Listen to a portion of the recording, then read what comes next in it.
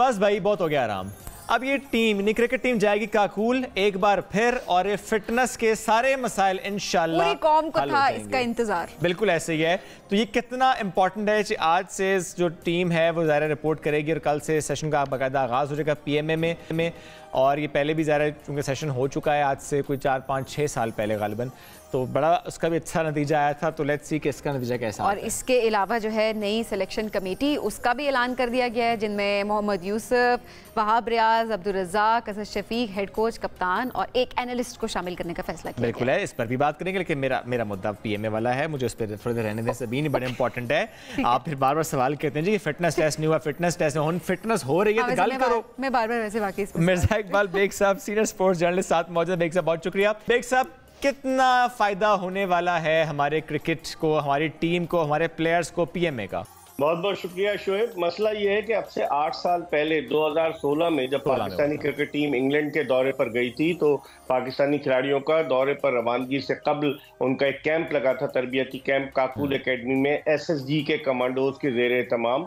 और उनके अंडर जो कैंप में ट्रेनिंग की, फिर जब पाकिस्तान 75 रन से लॉर्ड्स टेस्ट जीता 2016 में, तो आपको याद होगा कि पूरी टीम ने पुशअप्स किए थे और फिर पूरी टीम ने सल्यूट किया था मिसबाह उल हक की कप्तानी में। मिसबाह ने उसमें सेंचुरी बनाई थी और यासिर शाह ने 10 से ज़्यादा विकेटें ली थी, तो उसका बड़ा फायदा हुआ था। लेकिन फिर उसके बाद ये फिटनेस का कल्चर आहिस्ता आहिस्ता खत्म हो गया पाकिस्तानी टीम से। अब फिर एक मरतबा ये सिलसिला शुरू हो रहा है। बड़ा रगड़ा लगेगा 10 दिन तक इनको काकूल में। और खिलाड़ी जो है वो क्या करते हैं, मुझे तो बाज़ खिलाड़ियों ने बताया अंदर की बातें कि बिल्कुल ऐसा लगता था खिलाड़ी हाँफने लग जाते थे कि कहाँ आ गए और यहाँ से कैसे जान छूटेगी। लेकिन बहरहाल उनके फायदे की बात है, तो इसलिए अब रगड़े के लिए वो तैयार हो जाए। रमजान मुबारक का महीना है, तो कुछ खिलाड़ी ज़्यादातर रोज़े भी रखते हैं, तो क्या रोज़ों में ट्रेनिंग होगी या फिर शाम को होगी, बहुत सारी चीज़ें। लेकिन कम से कम इसका फ़ायदा तो होने जा रहा है बाज़ खिलाड़ियों को जिनकी फिटनेस पर क्वेश्चन मार्क है। डेफिनेटली इसका फ़ायदा पाकिस्तान क्रिकेट को होगा। बिल्कुल बेग साहब, और ये ज़रूरत भी थी और जाहिर है इस पर सवालात भी हो रहे थे, और अब ऑब्वियसली जब ये एक स्टेप लिया गया है तो ये बड़ा ही ज़बरदस्त स्टेप है।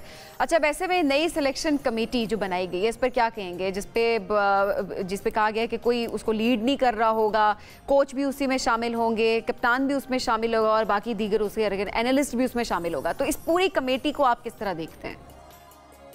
देखिए सबीन, जब पिछली जो सिलेक्शन कमेटी थी उसके चेयरमैन थे वहाब रियाज, और वहाब रियाज चूंकि निगरां वजीर आला पंजाब के मुशीर थे, तो उनके बड़े काबिले एतमाद आदमियों में उनका शुमार होता था। और लोग कह रहे थे, बाज़ लोग तो ये कहते हैं कि इसी वजह से वहाब रियाज को चीफ सेलेक्टर बनाया गया। दो जिम्मेदारियां वो निभा रहे थे, वो वजीर आला पंजाब के मुशीर खेल भी थे और चीफ सेलेक्टर भी थे।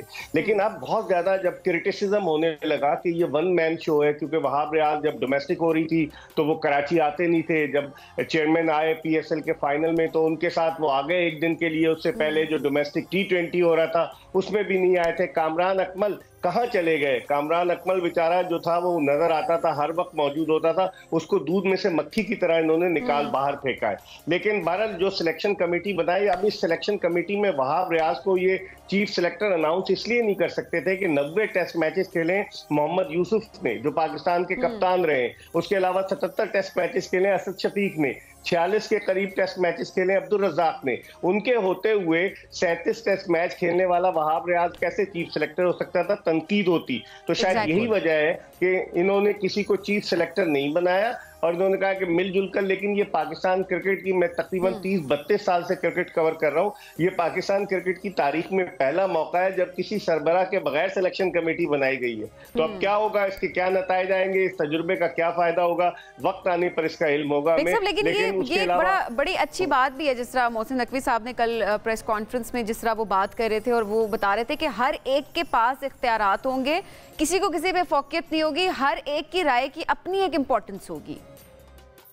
ठीक है, अपनी इंपॉर्टेंस होगी, नो डाउट, मोहसिन नकवी साहब ने बिल्कुल सही कहा। लेकिन फिर क्या होगा अगर इख्तिलाफ राय होता है तो क्या होगा? क्योंकि इन्होंने हेड कोच को भी रखना है सिलेक्शन का। माजी में भी हेड कोच की ओपिनियन ली जाती थी, कप्तान की तो हमेशा से ली जाती रही है। तो इन चारों में आपस में क्या होगा? ये चारों एक पेज पर होंगे खिलाड़ियों के इंतखाब में। चूंकि मोहसिन नकवी साहब कहते हैं कि मेरिट पर अब खिलाड़ी जो है मुंतखब होंगे, तो क्या मेरिट पर खिलाड़ी मुंतखब होंगे, ये भी देखना होगा। आज इन्होंने 29 खिलाड़ियों के नामों का ऐलान किया 27 के बजाय कैंप के लिए, और उस्मान खान का भी नाम है, 28 साल उस्मान खान, जो मुत्तहदा अरब अमारात की जानिब से खेलने के लिए अहल होंगे 14 माह बाद।